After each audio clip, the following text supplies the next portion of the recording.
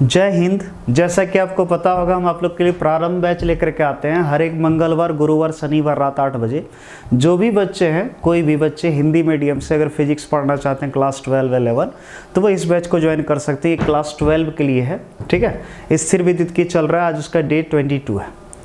इससे पहले का वीडियो अगर आप देखे होंगे तो 2-3 वीडियो में हम क्या किए, अब देखे होंगे आप लोग अच्छे से, हम क्लास से रिकॉर्ड करके वो डाल दिए। तो आप देखे होंगे क्लास में पढ़ाने का तरीका और इस तरह सिर्फ ऑनलाइन पढ़ाने का तरीका बहुत अंतर है मेरा।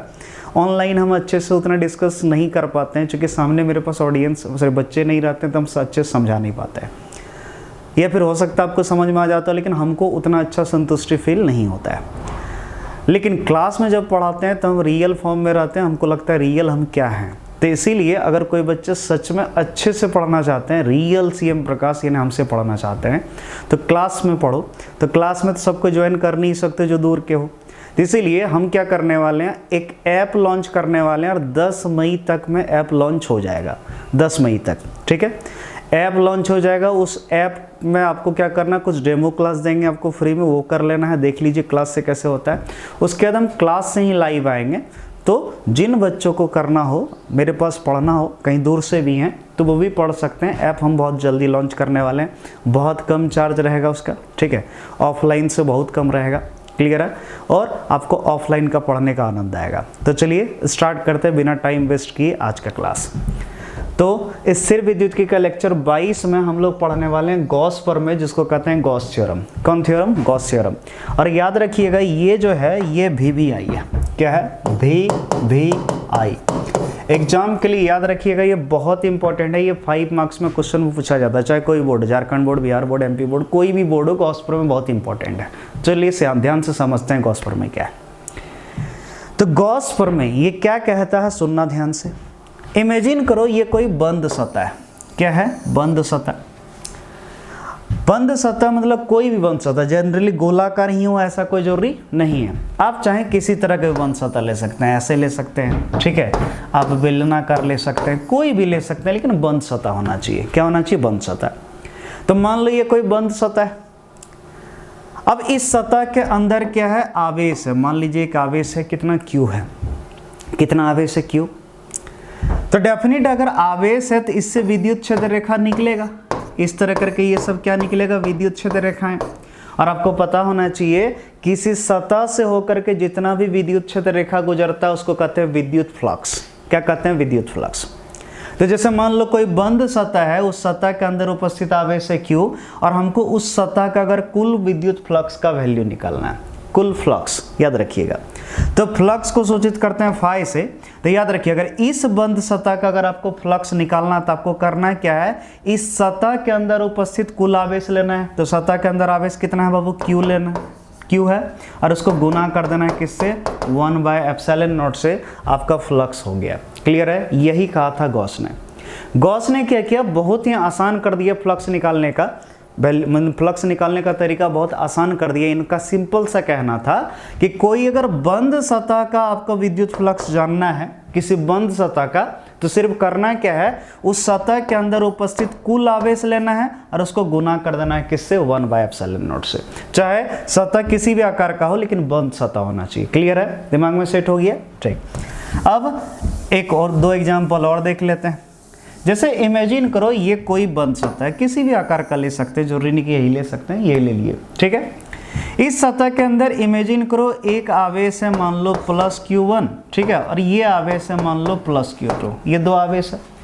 हमको इस बंद सतह का हमको विद्युत फ्लक्स निकालना है। तो सिंपल सा, विद्युत फ्लक्स निकालने के लिए आपको क्या करना है, इस सतह के अंदर उपस्थित जो भी आवेश है उसका कुल आवेश लेना है। तो बाबू ये Q1 Q2 दोनों को जोड़ देना है। तो दोनों प्लस में जुड़ जाएगा, तो हो जाएगा कितना? +Q1 जोड़ Q2। क्लियर है? इंटू कर देना है किससे? 1/ε0 से आपका निकल जाएगा विद्युत फ्लक्स। क्लियर है? चलो एक और एग्जाम्पल लेते हैं, ठीक है, एक और एग्जाम्पल लेते हैं, ध्यान से देखिएगा।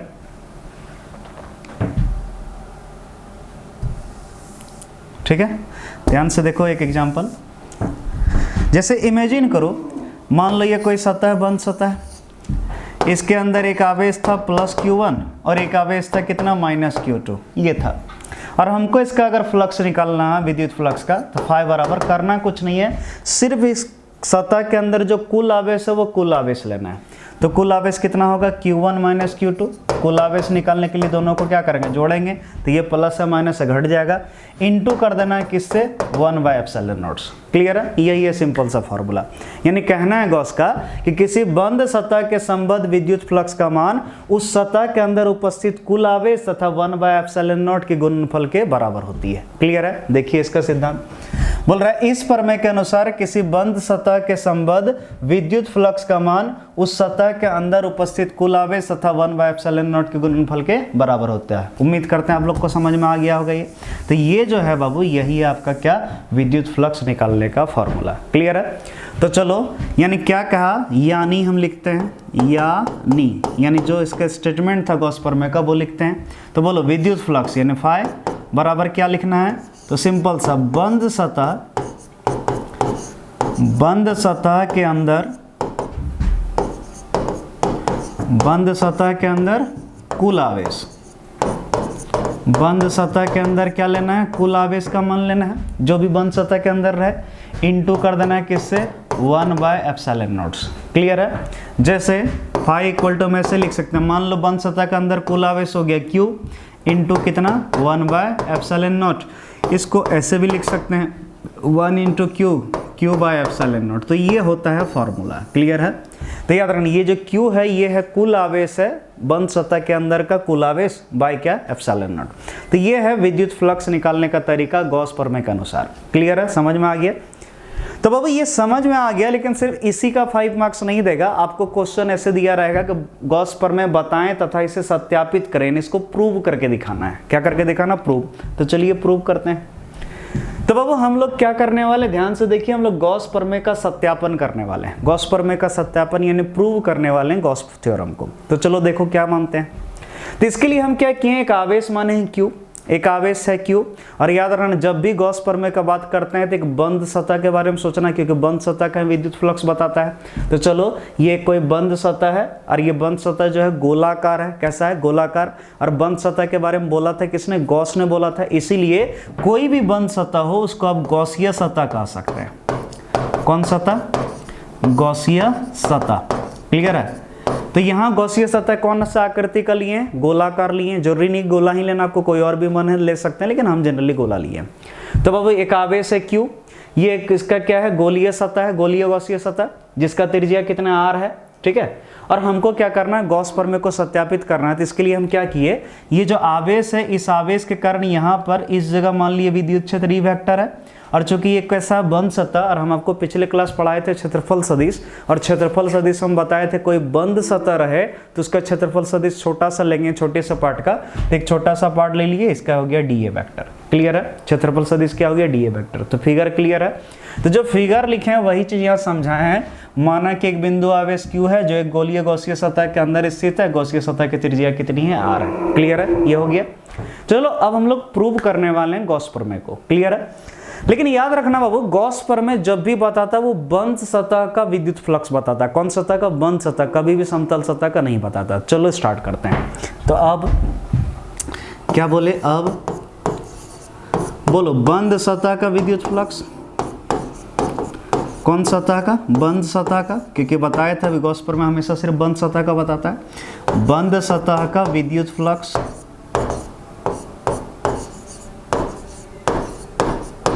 बंद सतह का विद्युत फ्लक्स। बोलो जी, बंद सतह का विद्युत फ्लक्स यानी फाई बराबर क्या था, याद करो, integration of close circuit E DA cos theta. ये था फॉर्मूला आपका। याद रखना, बंद सतह का विद्युत फ्लक्स निकालने का फॉर्मूला ये था। जिस दिन विद्युत फ्लक्स पिछला क्लास में पढ़ाए थे उस दिन समझा दिए थे। तो बाबा ये बंद सतह का विद्युत फ्लक्स है। कौन सतह का, बंद सतह का। तो जरा ध्यान से देखो, ये जो थीटा है ये ई और डीए के बीच कौन लेते हैं, जरा ध्यान से देखना। यहाँ पर ई इधर है, डीए भी उधर है, दोनों एक ही दिशा में। तो कौन कितना हुआ, 0 डिग्री। कितना डिग्री, 0 डिग्री। तो लिखेंगे यहाँ ई वेक्टर तथा डीए वेक्टर के मध्य कोण कितना डिग्री है, 0 डिग्री है। तो E और DA के बीच कितना कोण है, 0 डिग्री। तो इसीलिए बोलो phi equal to integration E D A cos theta का वैल्यू कितना लेंगे 0 डिग्री। तो बोलो फाई बराबर ऐसे लिखें integration E D A cos 0 का वैल्यू कितना हो गया 1 हो गया। ठीक है, तो बोलो इसको ऐसे लिखें फाई बराबर ई डी ए इंटू 1। तो बोलो ई डी ए इंटू 1 करेंगे तो ई डी ए सिर्फ बचेगा। तो बाबू ई यहाँ पर कांस्टेंट है विद्युत क्षेत्र, जिसको बाहर निकाल लेते हैं। इंटीग्रेशन सिर्फ क्या हो जाएगा डी ए, फाई बराबर ई इंटीग्रेशन डी ए। क्लियर है। अब इसका अगर वैल्यू निकालते हैं, ध्यान से देखिएगा, परंतु अगर आपको पता हो इंटीग्रेशन अगर हम डी ए का करेंगे, इंटीग्रेशन कितना डी ए का, तो हमको ए मिलेगा।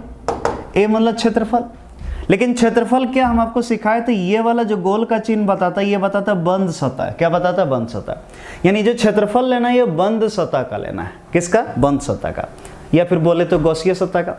तो बोले ये जो बंद सतह है या बोले गॉसीय सतह है, ये कैसा है गोलाकार है। कैसा है गोलाकार। अरे गोला का क्षेत्रफल आप लोग जरूर पढ़े होंगे, 10 में ही पढ़ लिए होंगे, उससे पहले ही पढ़ लिए होंगे, 4 pi R square. 4 pi R square, R क्या है इसका त्रिज्या।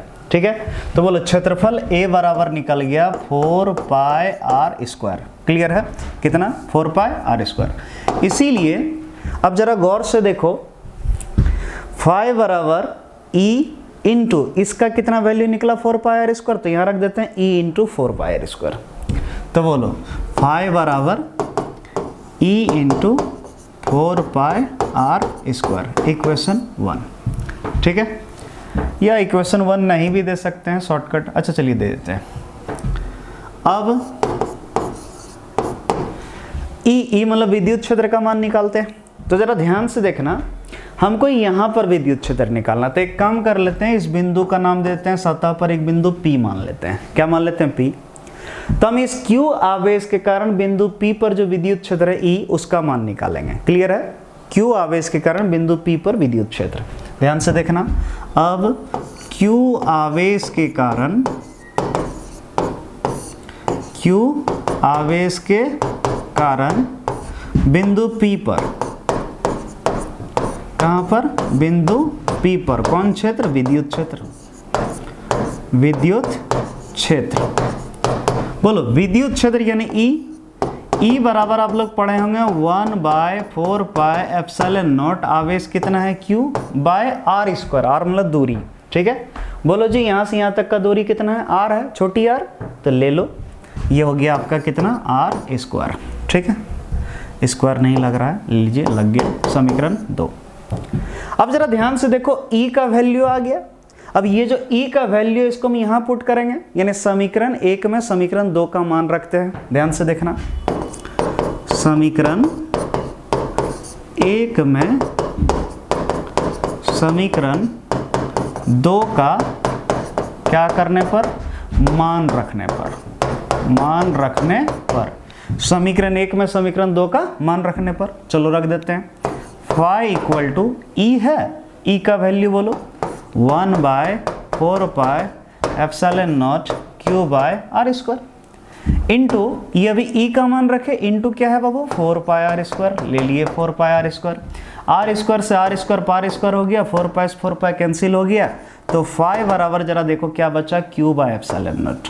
Q बाय एप्सिलॉन नॉट के यही बोला था ना गॉस कि किसी बंद सतह का विद्युत फ्लक्स उस सतह के अंदर उपस्थित कुल आवेश सतह 1/ε0 के गुणनफल के बराबर होता है, यानी Q/ε0 के बराबर होता है।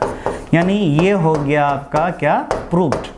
तो ये जो होगी गॉस पर में प्रूव कर दिए। तो आज के क्लास में इतना ही रहने देते हैं।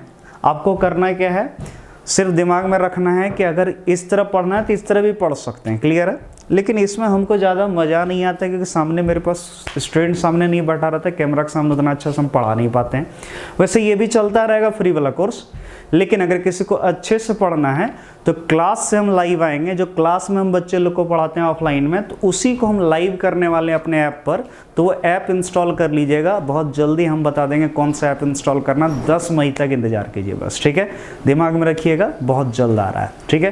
थैंक यू, आज के लिए इतना ही।